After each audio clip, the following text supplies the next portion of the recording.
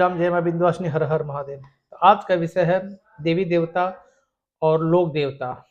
लोक देवता और देवी देवता में अंतर हम आपको आज बताएंगे कि इनकी भिन्नता क्या होती है, कौन से देवी देवता और कौन से लोक देवता जल्दी प्रसन्न होते हैं, कितना समय लगता है इनकी साधना में, कितना समय लगता है इनकी आराधना में, कब प्रसन्न होते हैं, ये कब नाराज हो जाते हैं, सारी बातें हम आपको बताएंगे इस वीडियो में। बने रहे इस वीडियो में। बहुत लोग कहते हैं कि भैया आप सब्सक्राइब और कमेंट करने के लिए नहीं बोलते हैं। भाई जैसा वीडियो पसंद आएगा उस हिसाब से आदमी अपना स्वभाव रखेगा इस वीडियो में। अगर उसको पसंद आया तो सब्सक्राइब करेगा, लाइक करेगा, कमेंट करेगा। हमारा मन इच्छा है कि हम बस आपको वीडियो बनाए, जानकारी दें। ये आपके ऊपर निर्भर करता है वो आपको कैसे पसंद आता है। तो शुरू करते हैं आज का विषय। आज का विषय है लोक देवता और देवी देवता जो मंदिर में, बड़े बड़े मंदिरों में विराजमान होते हैं, जैसे काली, महाकाली, वैष्णो माता, शीतला माता, हनुमान जी, भैरव बाबा, भोले बाबा। तो ये होते हैं देवता में, ये देवी देवता के रूप में होते हैं। और लोक देवता उसे कहते हैं, जैसे ब्रह्म बाबा,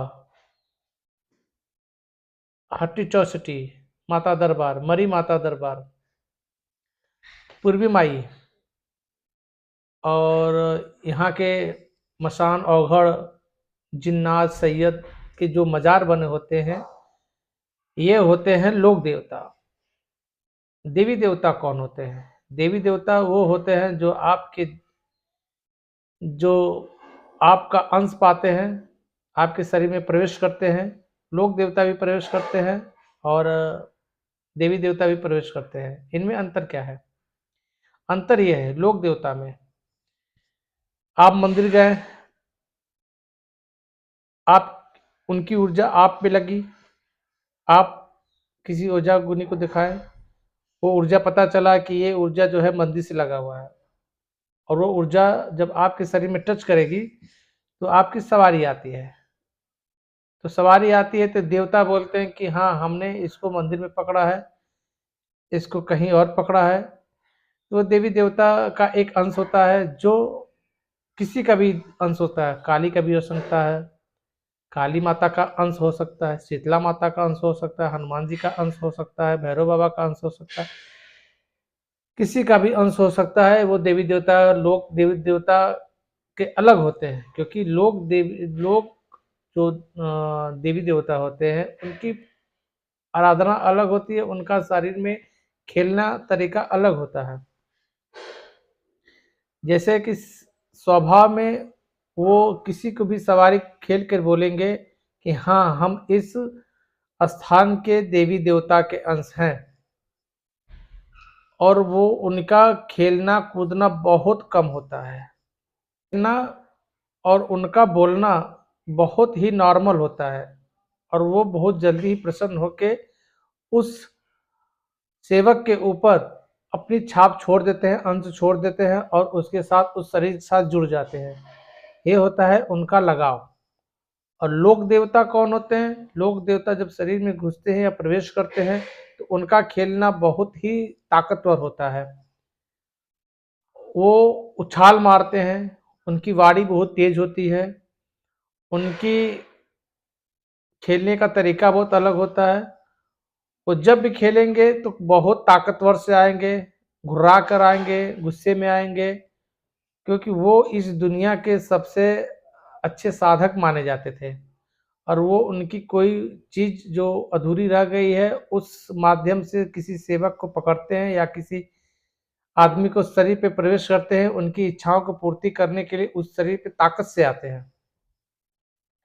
क्योंकि एक चीज मानिए आप, क्योंकि देवता और लोक देवता में काफी अंतर है। वो लोक देवता ताकत से आते हैं, और जो देवी देवता होते हैं, जो मंदिर के, अच्छे मंदिर के देवी देवता होते हैं, वो धीरे आवाज, वो धीरे शरीर में प्रवेश करते हैं।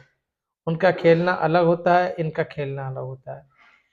जब ये खेलते हैं, सवारी लेते हैं, किसी से वचन करते हैं, तो बहुत अच्छे से स्वभाव से बोलते हैं देवी देवता।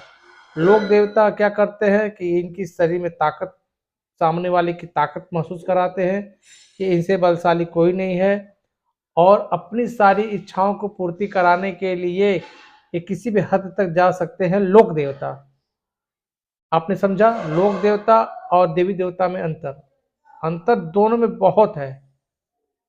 लोक देवता आप साधना करेंगे 40 दिन की, 41 दिन की और 100 दिन की, ये पूर्णतः मान जाते हैं।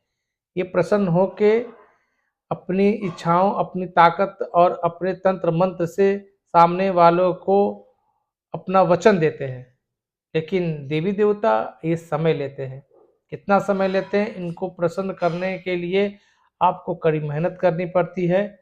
आपको हर वक्त इनके संयम और इनके भोग और इनके साफ सुथरा होने का प्रमाण देना पड़ता है कि देवता को हम पा रहे हैं तो इनमें कितना सक्षम है, और सेवक भी उस सक्षम को, उस सम्मान को सम्मान देता है।